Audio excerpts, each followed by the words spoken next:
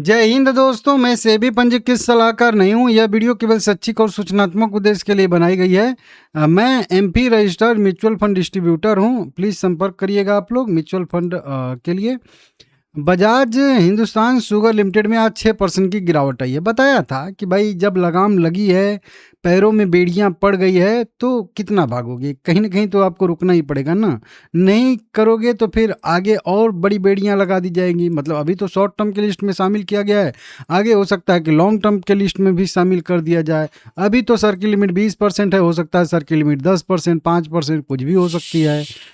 अगर फिर भी नहीं मानते हो तो फिर आपको EQ कैटेगरी से निकाल के B कैटेगरी में डाल दिया जाएगा। मतलब जब एक्सचेंज को या सेबी को ऐसा लग रहा है कि शेयर उम्मीद से ज़्यादा भाग रहा है, कहीं मैनिपुलेशन तो नहीं हो रहा है, तो वो अगर पाबंदियां लगा रहा है तो कुछ सोच समझ के लगा रहा है और उन पाबंदियों का सम्मान करना पड़ेगा, नहीं तो पाबंदियां और भी गहराती चली जाएंगी। ये होता है।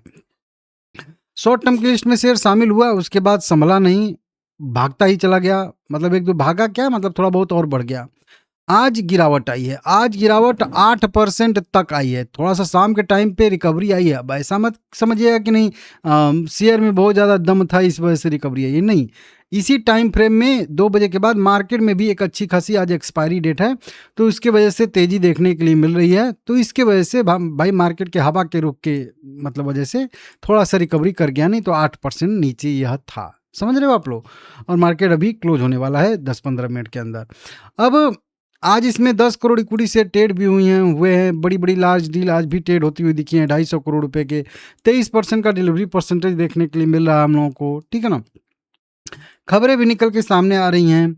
लॉन्ग टर्म की लिस्ट में, ये शॉर्ट टर्म की लिस्ट में शामिल हुआ है 24 अगस्त से ही, और ये अभी एक हफ्ते इस लिस्ट में रहेगा। 1-2 दिन के बाद मैं आप लोगों को इसका अपडेट दे दूंगा कि कब बाहर आएगा। वैसे अंदाजे लगाएं तो यहाँ पे मान के लेके 27-28 अगस्त के आसपास इसका रिव्यू हो सकता है, ऐसी संभावना यहाँ पे है। खबरें निकल के सामने आ रही हैं कि चीनी शेयरों में मुनाफा वसूली क्यों हो रही है।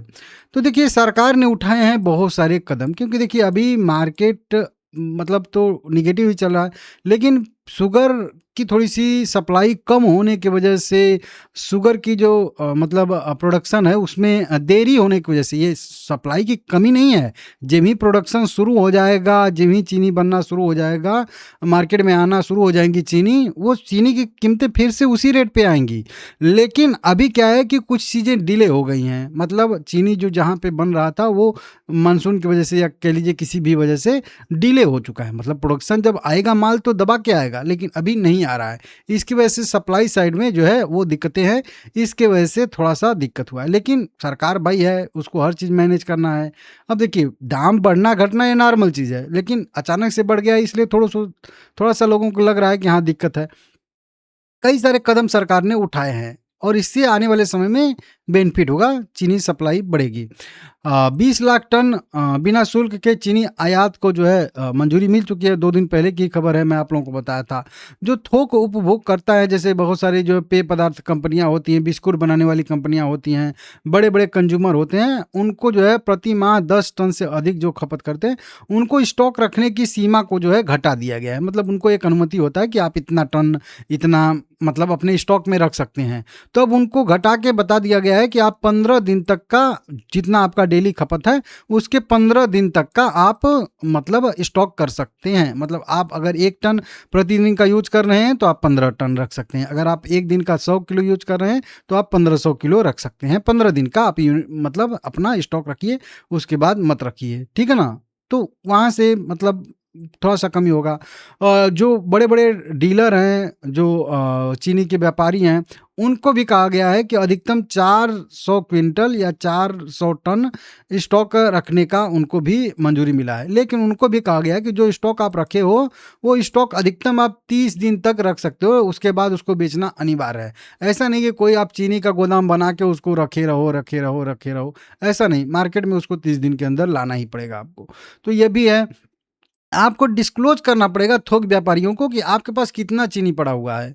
वो पोर्टल पे बताइए कि कितना आपके पास चीनी है। तो वो अब कोई गलत बताएगा तो भी उसका जब बिक्री का अपडेट आएगा, जीएसटी ओएसटी का अपडेट आएगा तो पता चल जाएगा कि आपने उस समय ज़्यादा चीनी रखा था, इस समय जो है कम आपने बताया था उस समय, तो वहाँ से भी दिक्कत होगा। तो वो लोग भी थोड़ा सा जो है अपना डिस्क्लोज करेंगे तो अपना चीनी सप्लाई करेंगे, स्टॉक नहीं कर पाएंगे, ठीक है ना। निर्यात पे भी पाबंदी सरकार ने लगा दी है कि आप चीनी देश में ही बेचोगे, बाहर देश से नहीं बेच सकते। तो ये सारी की सारी चीज़ें सरकार कर रही है, तो चीनी की कीमतें में गिरावट आएगी। तो इसके वजह से भी शुगर कंपनियों के शेयर में थोड़ा बहुत कूलअप आ रहा है, ऐसा लग रहा है, ठीक है ना। तो देख लीजिएगा, हालांकि ज़रूरी नहीं है, कुछ भी हो सकता है आगे भी। एसएम लिस्ट से जब बाहर आएगा तब मुझे लगता है कि इसमें और एक अगले स्टेप की तेज़ी आएगी। फिलहाल में हम लोग इंतज़ार करेंगे 21 रुपये का, 21 रुपये के आसपास अगर आता है तो ये जो है इसमें एक एंट्री का पॉइंट बन सकता है। हालांकि वो भी देखेंगे 21 रुपये पे कैसे आ रहा है, क्या पैनिक तेज गिरावट करके आ रहा है या साइडवेज होके आ रहा है, कैसी कैंडल बना रहा है, रिजेक्शन आ रहा है नहीं आ रहा है, वो देखने के बाद डिसाइड करेंगे। तो फिलहाल में मैं तो कल ही बोला था, एसएम की लिस्ट में गया था तभी बोला था कि मेरा भी उसमें जो रहेगा वो थोड़ा सा प्रॉफिट बुकिंग वाला रहेगा। बाकी आप लोग अपने हिसाब से देख लीजिएगा, लाइक करके चैनल सब्सक्राइब कर लीजिएगा।